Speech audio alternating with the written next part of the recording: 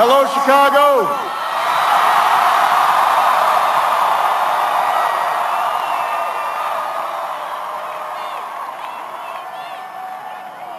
If there is anyone out there who still doubts that America is a place where all things are possible, who still wonders if the dream of our founders is alive in our time, who still questions the power of our democracy, tonight is your answer.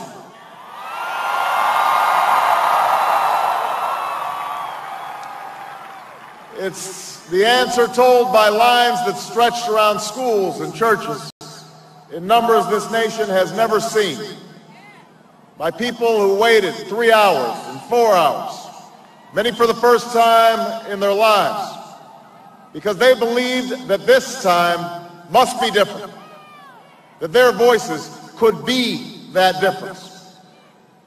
It's the answer spoken by young and old, rich and poor, Democrat and Republican, black, white, Hispanic, Asian, Native American, gay, straight, disabled and not disabled, Americans who sent a message to the world that we have never been just a collection of individuals or a collection of red states and blue states. We are and always will be the United States of America.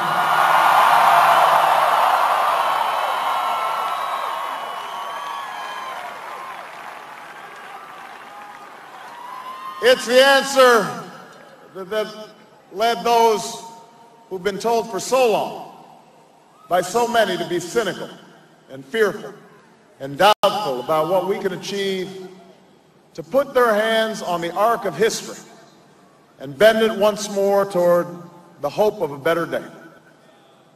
It's been a long time coming, but tonight, because of what we did on this day, in this election, at this defining moment, change has come to America.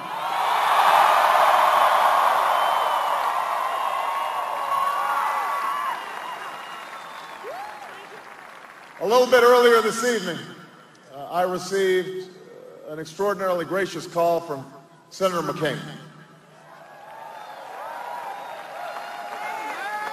Senator McCain fought long and hard in this campaign, and he's fought even longer and harder for the country that he loves. He has endured sacrifices for America that most of us cannot begin to imagine. We are better off for the service rendered by this brave and selfless leader. I congratulate him. I congratulate Governor Palin for all that they've achieved, and I look forward to working with them to renew this nation's promise in the months ahead.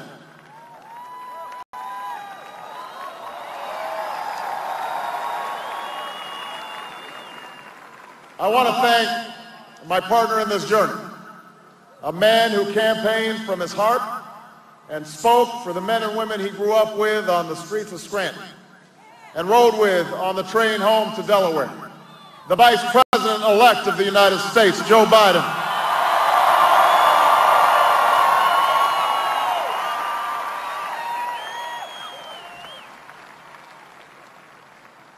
And I would not be standing here tonight without the unyielding support of my best friend for the last 16 years, the rock of our family, the love of my life, the nation's next First Lady, Michelle Obama.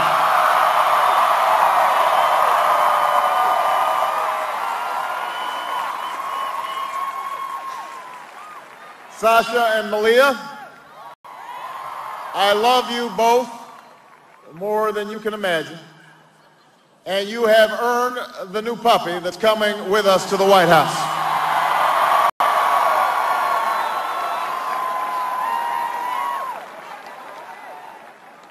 And while she's no longer with us, I know my grandmother's watching, along with the family that made me who I am. I miss them tonight. I know that my debt to them is beyond measure. To my sister Maya, my sister Alma, all my other brothers and sisters, thank you so much for all the support that you've given me. I am grateful to them.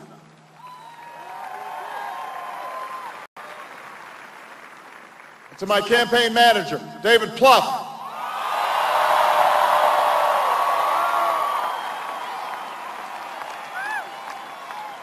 the unsung hero of this campaign, who built the best political campaign, I think, in the history of the United States of America. To my chief strategist, David Axelrod, who's been a partner with me every step of the way. To the best campaign team ever assembled in the history of politics, you made this happen, and I am forever grateful for what you've sacrificed to get it done. But above all, I will never forget who this victory truly belongs to. It belongs to you. It belongs to you. I was never the likeliest candidate for this office. We didn't start with much money or many endorsements. Our campaign was not hatched in the halls of Washington. It began in the backyards of Des Moines, in the living rooms of Concord, and the front porches of Charleston. It was built by working men and women who dug into what little savings they had to give $5 and $10 and $20 to the cause. It grew strength from the young people who rejected the myth of their generation's apathy, who left their homes and their families for jobs that offered little pay and less sleep. It drew strength from the not-so-young people who braved the bitter cold and scorching heat to knock on doors of perfect strangers, and from the millions of Americans who volunteered and organized and proved that more than 2 centuries later, a government of the people, by the people, and for the people has not perished from the earth. This is your victory.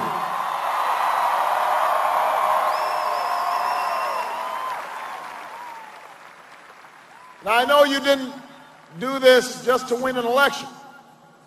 I know you didn't do it for me. You did it because you understand the enormity of the task that lies ahead. For even as we celebrate tonight, we know the challenges that tomorrow will bring are the greatest of our lifetime. 2 wars, a planet in peril, the worst financial crisis in a century. Even as we stand here tonight, we know there are brave Americans waking up in the deserts of Iraq and the mountains of Afghanistan to risk their lives for us. There are mothers and fathers who will lie awake after their children fall asleep and wonder how they'll make the mortgage, or pay their doctor's bills, or save enough for their child's college education. There's new energy to harness